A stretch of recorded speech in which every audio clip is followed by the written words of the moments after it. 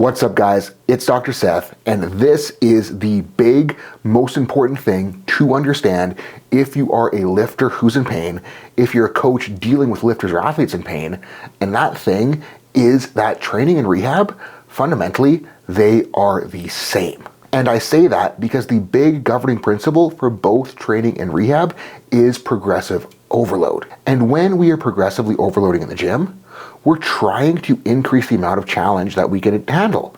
And the goal is to increase the amount of challenge that we can handle so that we can handle more challenge, and that cycle continues. As we put more weight on the bar, we should be able to handle more weight on the bar in the future. And that future weight on the bar should let us handle more future weight on the bar. When it comes to creating progressive overload for rehab, it looks a lot of the same. In a rehab setting, we're trying to handle more challenge so that we can handle more challenge. It's just going to look a little bit different because the challenge we're trying to handle might be just walking down the street at first, but we're trying to handle that so eventually we can handle running down the street. And in achieving that progressive overload, we are going to be manipulating the same variables.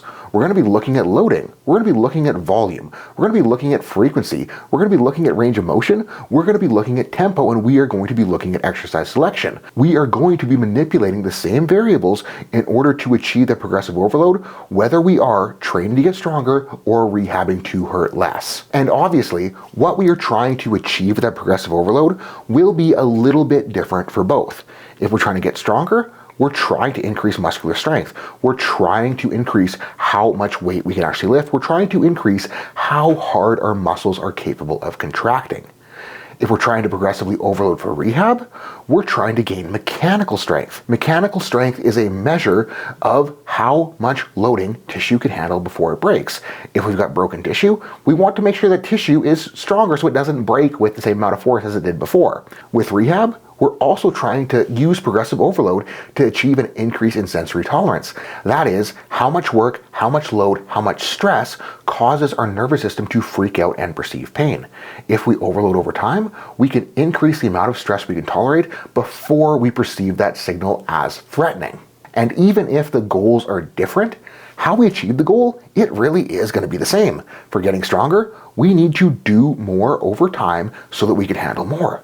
With rehab, again, we need to do more over time so that we can handle more. And the goals, they are a little different, but the big difference where most people miss the point is in looking at the starting point. If we're dealing with a healthy athlete and we're just trying to get them stronger, we can start them pretty aggressively. If we're dealing with someone who's injured, if someone who's hurt, with someone who can't do much, we need to start them pretty darn low. And the problem with that low starting point, most people do recognize that. What they miss out on is the idea of using load, using volume, using frequency, using exercise selection, and using range of motion to progress them upwards. We need to be progressing those variables, and that is how we're going to take someone from this low rehab starting point to the point where they are getting up to the top, to the point where they're able to actually train hard again. And what I call that is bridging the gap.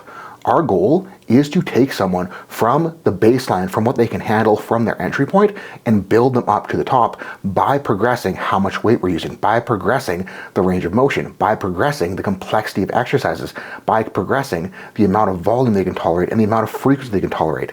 If we use those variables, if we progress them over time, we will get that person back. When we look at the starting points for different issues, when we look at how different issues can be progressed, it starts to get very simple and it starts to get very easy to bring someone back to training at full pace. And if you're someone with a very good grasp of training, you can start to use these variables and experiment and learn and progress as you go with your own rehab journey. If you don't have a good grasp of training, that is why I'm running the Bridging the Gap Between Rehab and Training lecture series. The link is down below. It starts tomorrow, and I would love to see a few of you guys there. Peace out. Have a good rest of your day.